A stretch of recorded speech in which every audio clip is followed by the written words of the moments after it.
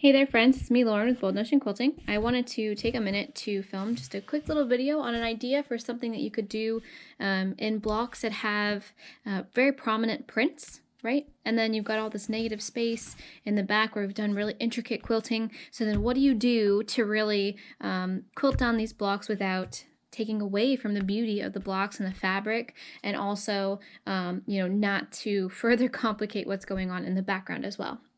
So for these blocks, I chose a mocha color thread. You can kind of see that here because it goes with the majority of the colors of blocks that I have throughout the quilt. So this is mocha. I love mocha because it blends with these really rich earthy tones really well. And so you can see how, even though you can see it on the brown, the color really matches and goes well.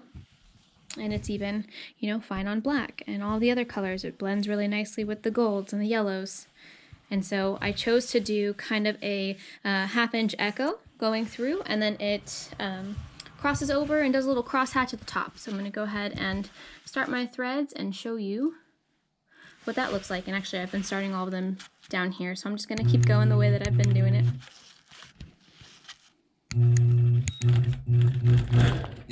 If you're in your ditch, no one will see where you started your threads. We're going to line up our ruler with that first 1/4 inch line right in here, with our seam on the outside of our block. And you're gonna stitch. Now if you have the Stunning Straight Edge ruler, we have all of these markings right here along the edge, which go every 1/4 inch. So if you line it up with one of your inch markings on the edge, you can stitch to where your needle is right at the 1/2 inch mark. So right about there, and then when I line my ruler up, that 1/4 inch line right, the first one gives you a 1/4 inch with the ruler, and then a 1/4 inch with your needle, so that gives you a 1/2 inch total. It's right on my ditch, and I can go up. Same thing, if I stop with, let's say, my 7-inch mark here on the line, I can stitch until 7.5, till my needle's right in line with the 7.5 mark, flip my ruler. Yep, and my needle's right in the right place. So let's go to the next marking.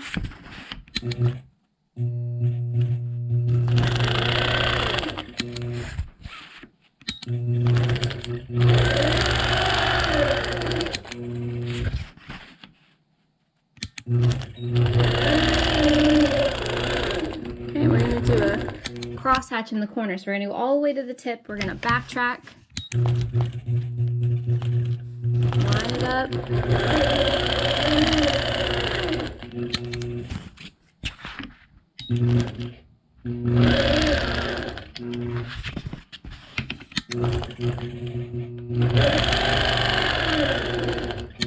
And so what we're doing right now, there's a lot of fabric, right, and puffy batting in here.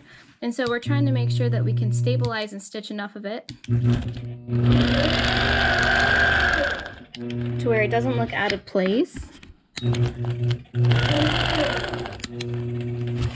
I favor my left hand for ruler holding. So that's why you'll see me only use my right hand if I absolutely have to. Come all the way down, and we're crossing that line. And then we backtrack on the same line that we just made so that we can do our next left line, okay?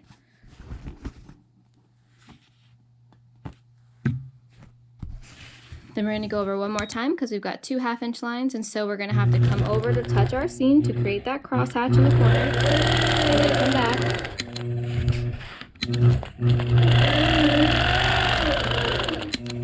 That there's wax on these fabrics, so it might sound like it's popping, but I promise you it's okay.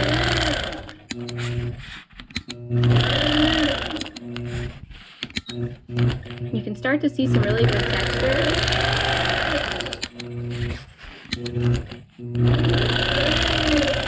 Hit the top to cross over, backtrack, come down, do your crosshatch, do your 1/2 inch. So we get these little boxes of crosshatch in the corners. It's just for added interest. I think honestly they would look nice with or without, but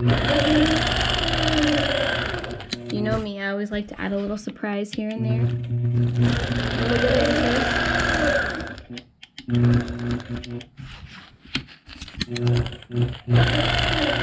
Oops.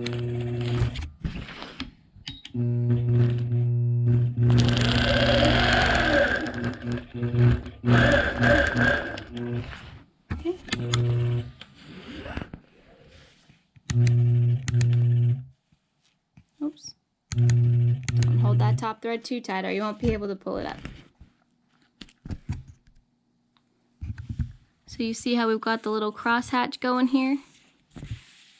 The squares, and then we've got, this is a little bit more than 1/2 inch because the blocks are actually 4 1/4 instead of 4. But you can see these beautiful squares, and so it does a great job really showcasing the fabric without overcomplicating the quilting design that we're doing in there. You can kind of see that boar patch a little bit better, little pillows. Right, but it's going to be a wonderful, beautiful frame on the back of this when you see it's a solid black quilt backing. And so you're going to see these beautiful designs, and you're going to see a double frame on either side of them, and it's going to give your eye a really nice place to rest because we did a simpler design in there.